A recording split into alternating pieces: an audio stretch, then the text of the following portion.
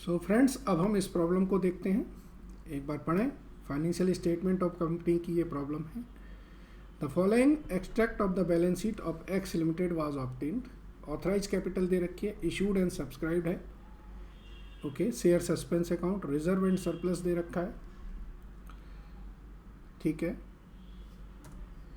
इसके बाद ये हमारे सिक्योर्ड लोन दे रखे हैं, कैश एंड क्रेडिट, ट्रेड प्रेसिल, और ये एसेट्स दे रखी है। ठीक है, ये हमारी एक बैलेंस शीट की एक्सट्रैक्ट दे रखी है, सारी बैलेंस शीट नहीं है। शेयर सस्पेंस अकाउंट रिप्रेजेंट कर रहा है application money received on share. The allotment अभी होना है, मतलब ये कैपिटल का ही पार्ट है। You are required to compute the effective capital as per provision of schedule 5। Would your answer different if X limited is an investment company. तो friends, अगर ये एक्स लिमिटेड इन्वेस्टमेंट कंपनी होती है तो फिर ये जो इन्वेस्टमेंट है वो उसके कैपिटल का पार्ट ना होके वो उसका एक तरह से स्टॉक बन जाता है। ठीक है, इस बात को समझिए। तो वो इन्वेस्टमेंट उसके कैपिटल का पार्ट ना होके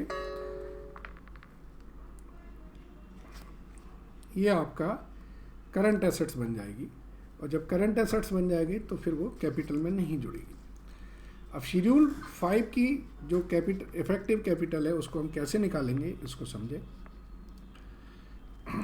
तो हम लिखेंगे computation of effective capital under schedule 5। ठीक है जी।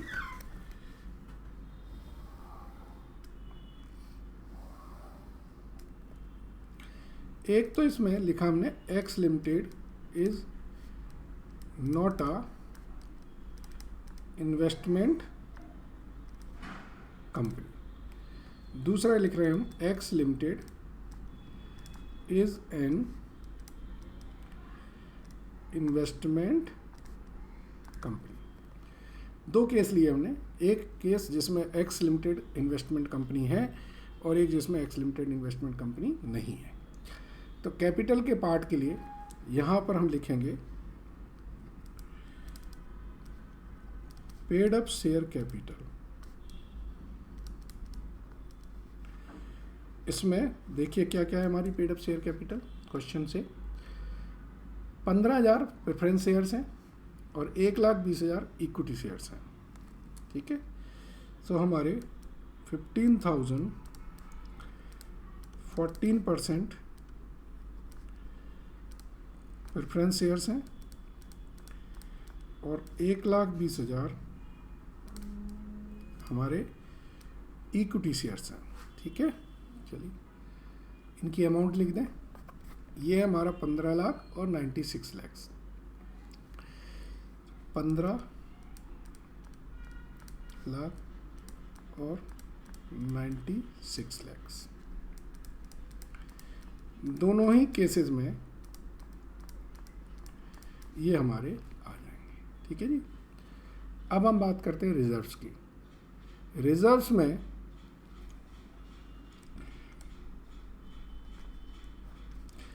एक हमारा है कैपिटल रिजर्व।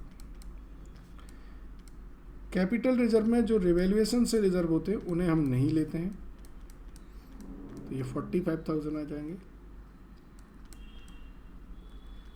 सिक्योरिटीज प्रीमियम दे रखे क्वेश्चन में, कितना है सिक्योरिटीज प्रीमियम? 50,000 रुपये। तो ये 50,000 आ जाएगा हमारा सिक्योरिटीज प्रीमियम। अब हम बात करते हैं सिक्योर्ड लोन की या लॉन्ग टर्म लोन की। सिक्योर्ड लोन देखिए कौन से हमारे 15% डिवेंचर्स हैं। तो 15% डिवेंचर्स ये भी हम कंसीडर करेंगे। कैपिटल एम्प्लॉयड का कंसेप्ट है, सीधा सीधा समझ लीजिए, share holder fund plus long term capital. और अनसिक्योर्ड लोन आपके हैं, इनमें आपका पब्लिक डिपॉजिट क्वेश्चन में दे रखा है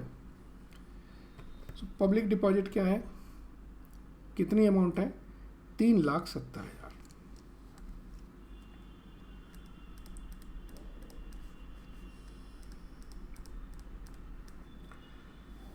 ठीक है, ये टोटल कर ले, ये टोटल आएगा 1,80,65,000, 1,80,65,000। अब इसमें से देखें एसेट्स क्या है। एक आपकी इन्वेस्टमेंट है और एक आपके प्रॉफिट एंड लॉस अकाउंट का डेबिट बैलेंस है।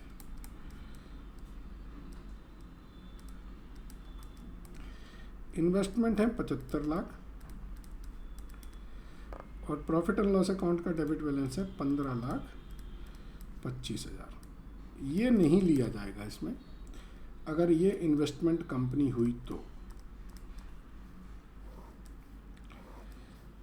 टोटल जो बी है वो आएगा 90,25,000 और 15,25,000। सो इफेक्टिव कैपिटल इस केस में आएगी 90,40,000 और इस केस में आएगी 1,65,40,000। तो क्या लिखना है, नोट। एक तो share application money will not part current assets and current liabilities will not part। ये दोनों इसके पार्ट नहीं होते। तो अब क्वेश्चन में यही पूछा जाता है कि अगर ये इन्वेस्टमेंट कंपनी है और अगर ये इन्वेस्टमेंट कंपनी नहीं है। बड़ा सिंपल है, इन्वेस्टमेंट कंपनी नहीं है तो इन्वेस्टमेंट आपकी ली जाएगी और अगर इन्वेस्टमेंट कंपनी है तो फिर नहीं ली जाएगी, क्योंकि ये भी पैसा एक तरह से हमने कैपिटल में लगा रखा है। आई थिंक ये कंसेप्ट क्लियर है आपको। Thank you very much.